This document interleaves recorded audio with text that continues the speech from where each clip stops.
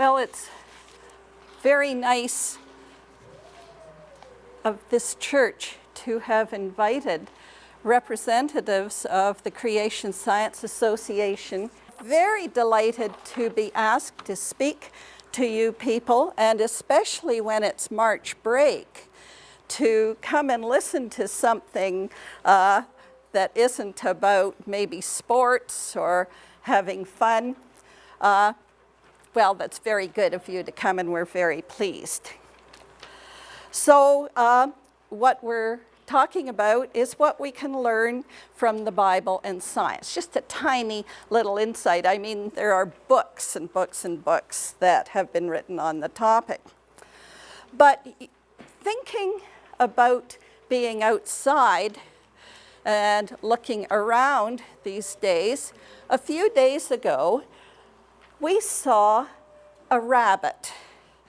Now, this rabbit had a brown face and brown ears, and the rest of the rabbit was white. A few weeks before that, we saw a rabbit that was pure white. It was, I presume, the same rabbit, or at least a close friend of that rabbit, because it was in the same area. Now, the rabbit with the brown face, we know, is changing into all brown for the summer. This rabbit is designed to have white fur in the winter and brown fur in the summer. His body knows, and we all know, that it is spring. Now, how do you think that rabbit's body knows that it is spring? It could be terribly cold outside, and that rabbit would still be turning brown. Does anybody have any idea how the rabbit, yes?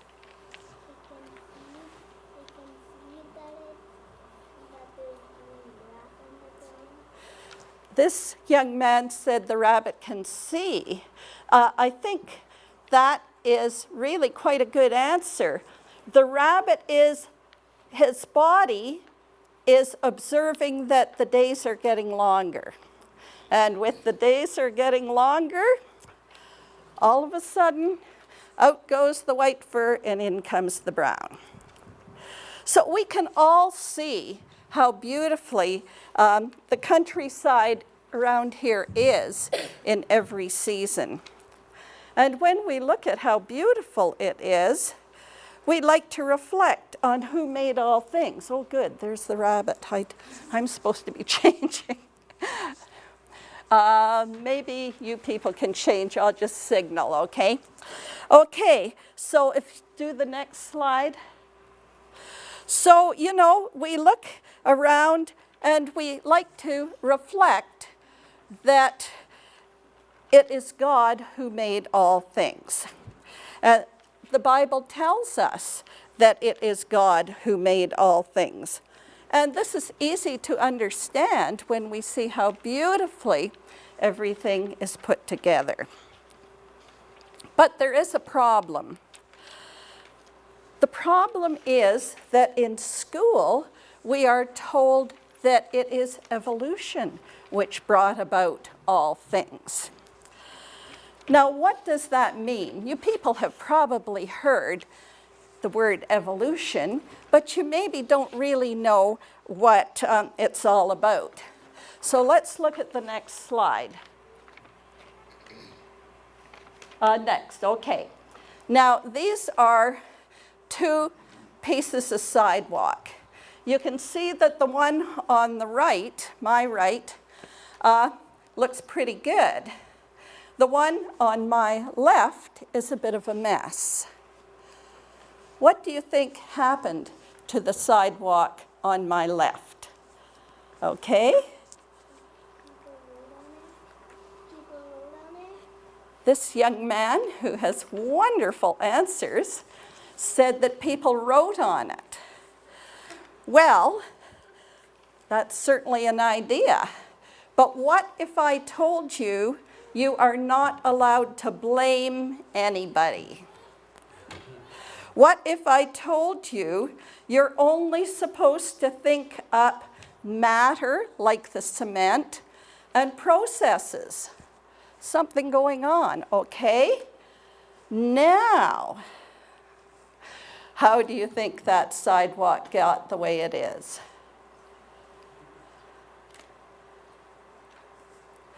It's sort of hard to imagine, isn't it, if we're not allowed to talk about a person doing something. You might suggest, if I said it has to be processes working on the cement, maybe the cement dried and produced cracks that looked like that. Does that sound very reasonable? I'm not going to convince too many people, am I? So, if you can't blame anybody and you actually know somebody did it, you have some major difficulties. Well, it's the same with science. Most scientists tell us that we are not allowed to see the person of God, a super intelligent mind, creating everything. Thus, we are not allowed, so these people say, to explain how we got living creatures, how the earth came, how the universe came, the solar system. We cannot explain it through God, so the scientists say. You can only explain it through processes. And what I hope to show you tonight is that that doesn't work. It has to be God. But some people say, well, God can do anything he likes. Why could God not do it through evolution? Well, God can indeed do everything he likes, but God told us very specifically in the Bible how he in fact created. So let's look at, the next slide. There's a blank one. I think you can skip that and on to, okay. This is sort of a quick representation of what Genesis tells us, what God tells us, how he created. 6 days.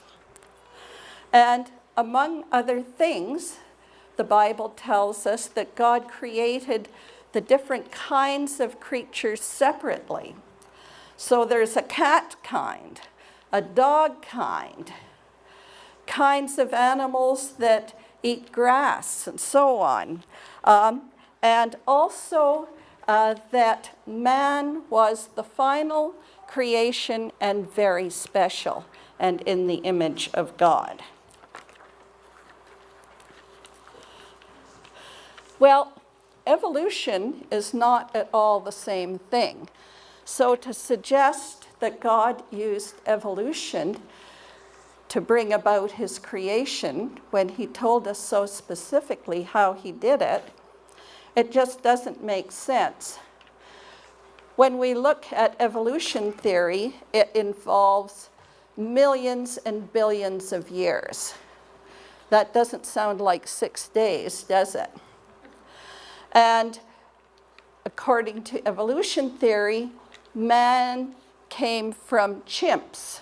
Now, chimps are very cute, but I wouldn't want to think of one as my close relatives. Also, the Bible tells us that God created man good, and that when man sinned, then death and disease and all these things came into the world. But according to evolution theory, there was death all along. It was not as a result of sin, it was just part of the picture. And of course, the Bible tells us that God created everything very good, perfect. But according to evolution theory, there was never anything that was perfect. In school, they tell us that evolution is a fact. And some people think that science proves it. But this is not true. Everything that we see in nature actually declares to us that God created it. And so you can look at any aspect of nature.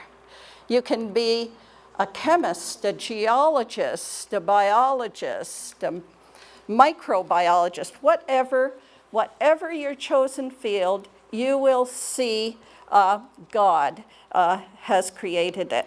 So I'm just going to give you a few quick little examples of how we see the work of God in nature. Next slide. Yeah. Here we have some happy chefs. Don't they look happy? Now, you know what they're doing? They're making pancakes. And the chef number A, he's a very dedicated chap, but he's been working all day to produce that pile of pancakes. Chef number B is even happier, although he doesn't have as big a smile, but he made his pancakes all zap, zap, zap, zap. And so the two piles of pancakes look similar, but one was produced fast and the other slowly. Now, it's the same thing when we look out in nature. If you look at a very high cliff or you look at mountains, a lot of people think, boy, that must have taken a long time to form. But you know what? It depends on the speed, the rate at which these things happen. And there's ample evidence, lots of signs that we see in nature that show that these things happened quickly and they fit the Bible. So let's look at the next slide. Okay, so we can pretend we're detectives and we look at some of the evidence. Next, if you click. When we look at the evidence, we can see that there was a sudden catastrophe. This was Noah's flood. Incredible amounts of water,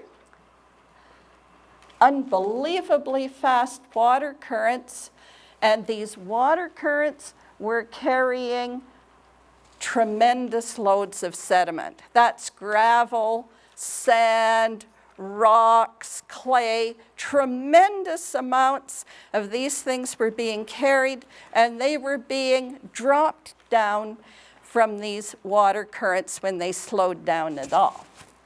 So, I think this is probably Newfoundland, judging by the red rocks. But whatever, you can see there's water there, ocean water, and it looks pretty energetic and stuff. But we're not building up any huge piles of sedimentary rock from ocean processes like this. It had to be so many more times more energetic and deep and so on. So let's look at the next slide.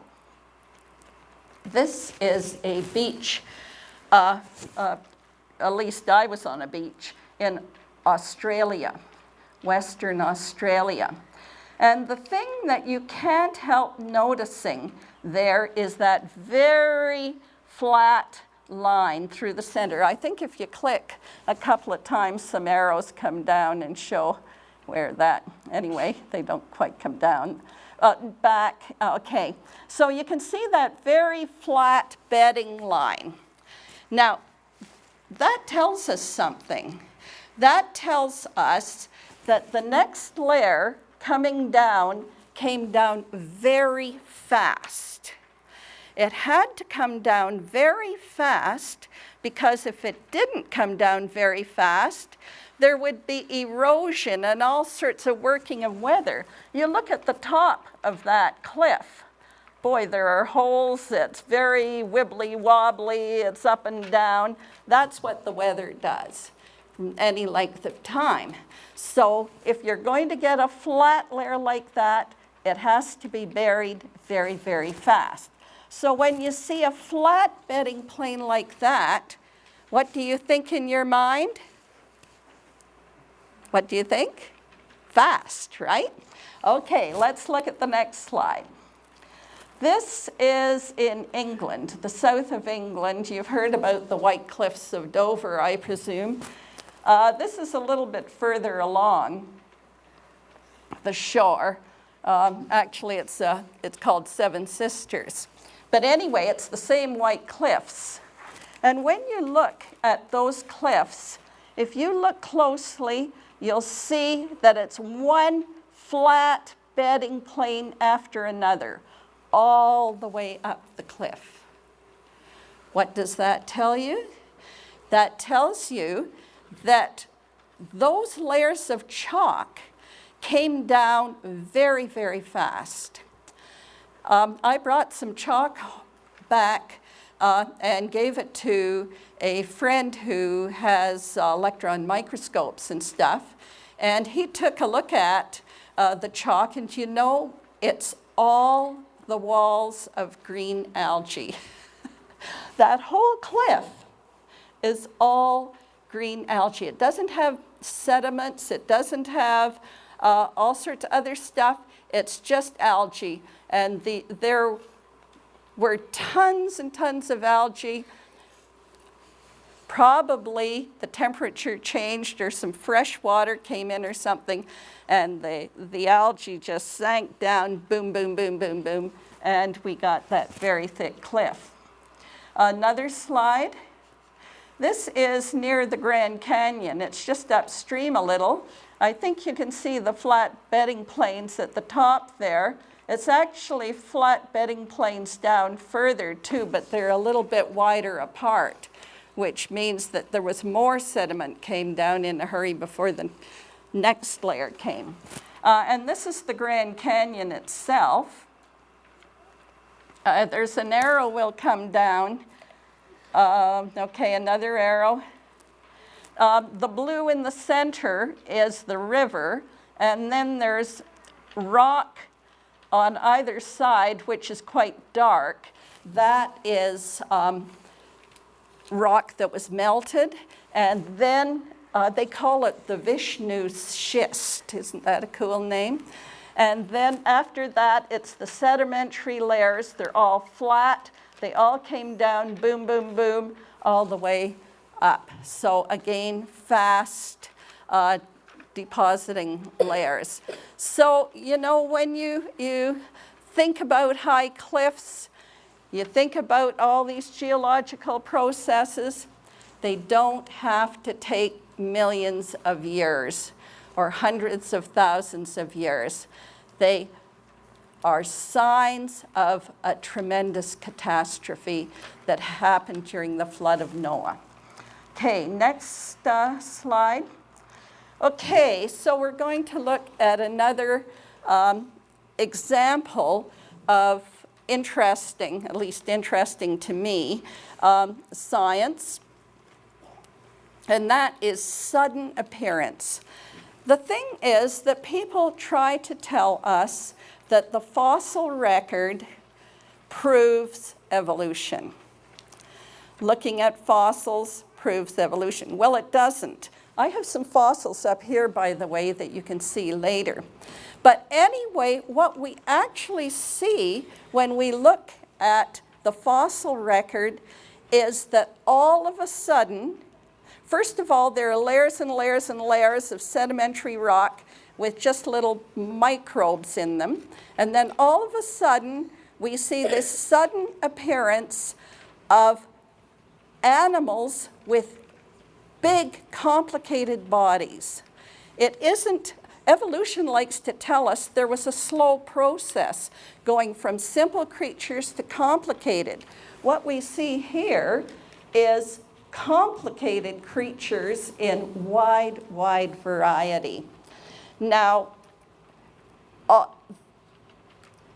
what we see is different body plans. Now, a body plan that you might be familiar with is that fish up at the top there. You can see the fish. The fish has a backbone. We call that a vertebrate, from the word vertebra for backbone. If you all feel your backs in the middle of the back, guess what? You all have a backbone. So that is one body plan. But there are tons and tons of others, creatures without backbones in incredible variety that all appeared at the same time. And interestingly, one of the good examples of this sudden appearance of wide variety of creatures is from not too far from here. Canada is very famous for the Burgess Shale, which is in the mountains near Golden, BC, not too far away. Okay, if we look at the next slide, this is one body plan. Now, these creatures don't look at all alike, do they? We have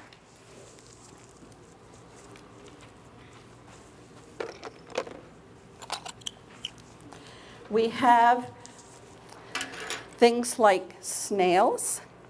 Would you like to pass that around? Everybody can look at the snail. And we have bivalves. Bivalves mean they have two shells. It's like clapping hands, you know? Bivalves. Here, like clams. Do you want to pass this around? And then we have things like octopus and squid. Now, what on earth is the similar thing for the body plan of these creatures? It is soft tissue. That great big octopus-like looking thing in a shell, I actually have some shell here of a similar creature fossil you can look at later. They call them brainy foot because they're brainy. They say that octopus are as clever as a house cat. Now, I don't know if you have a cat, but we have a cat, Velvet, and I assure you she's very bright. So those creatures were, we presume, very, very bright. And then we have the snail types. They call those gastropods, or mouth foot, because the mouth is in their muscly foot and they go along eating as they move along. And then the other is the bivalves, like that, you know, they are hinged like this, like the clams, the oysters, the scallops, and all that sort of stuff. That's one body plan. They appeared right at the bottom. The octopus, by the way, has a camera eye like us, too. Especially interesting. Okay, next one. This is the echinoderms. That means spiny skin. And they all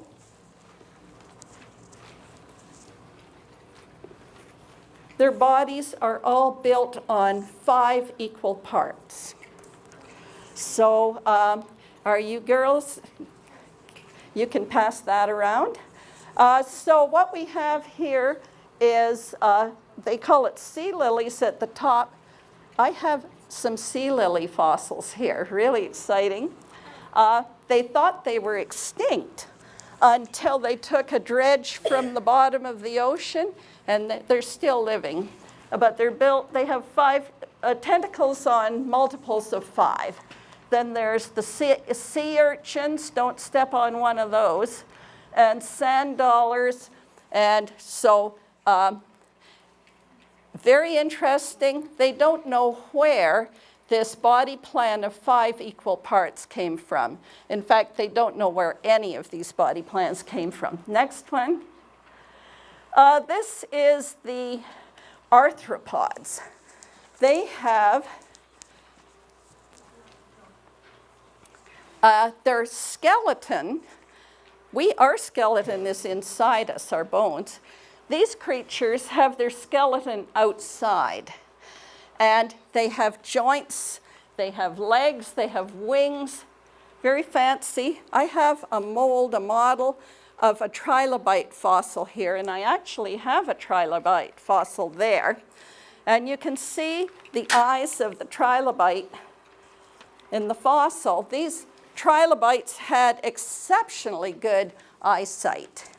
They know that because they take the curvature of the lenses of the eye and they measure to see where the light would focus.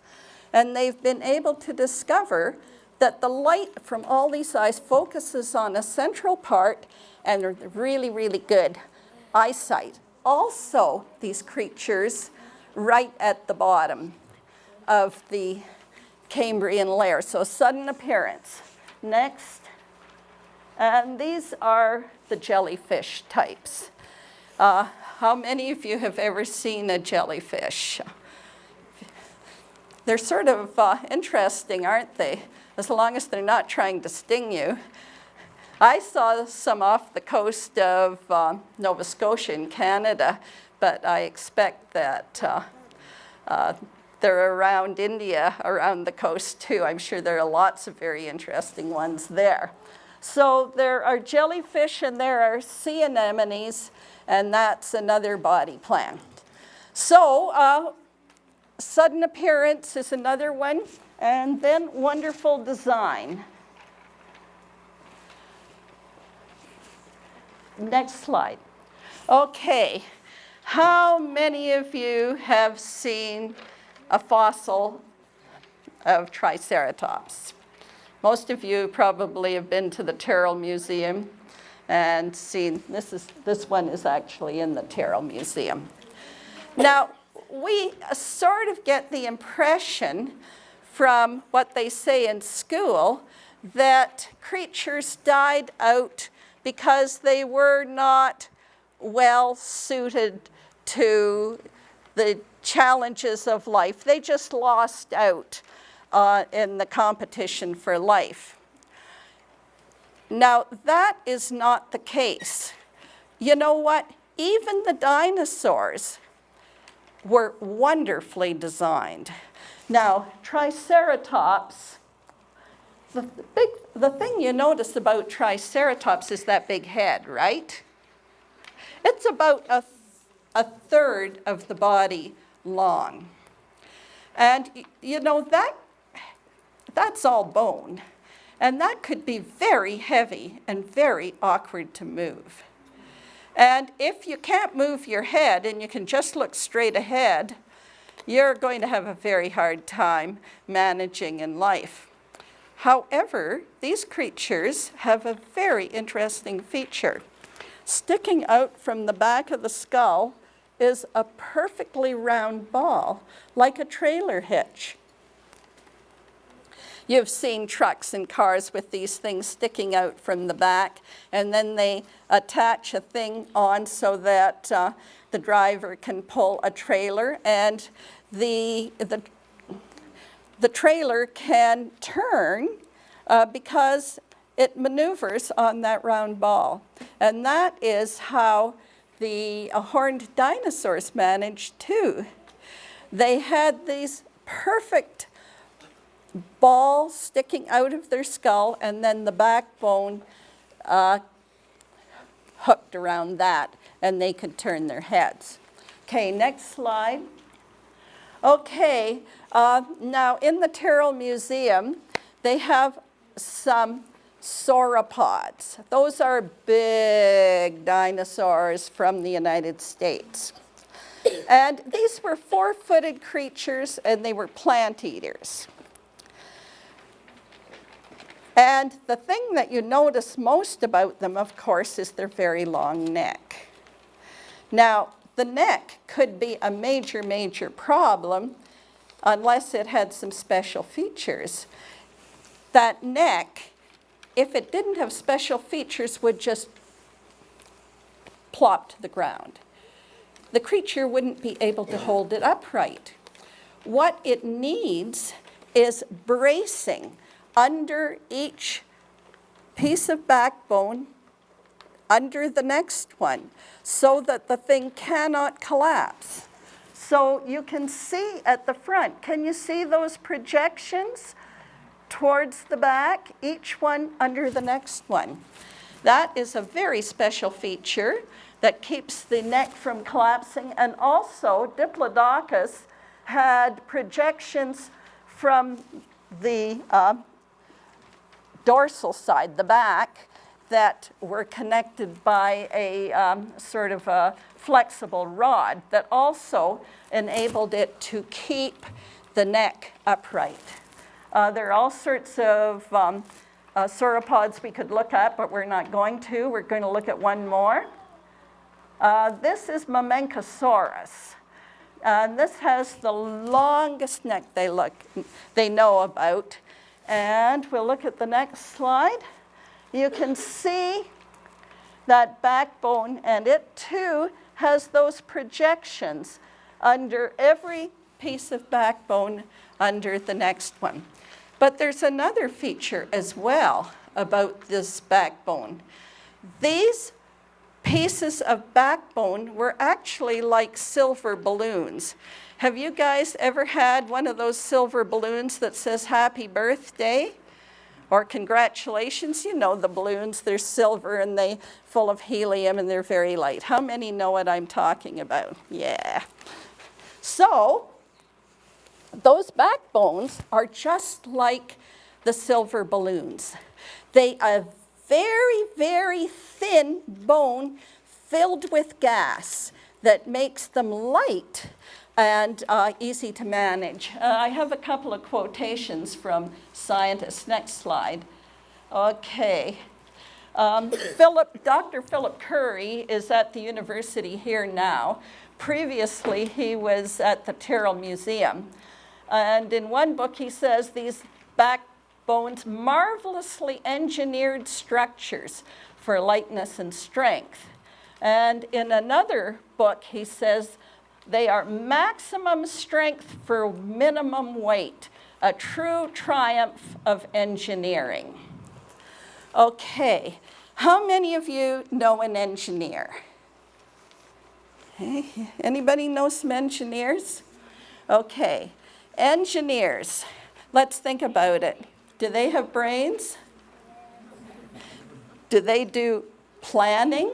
Do they do designing? So when they talk about these backbones of the sauropod dinosaurs, that they're so wonderfully engineered, right there, we're seeing testimony to God the Creator.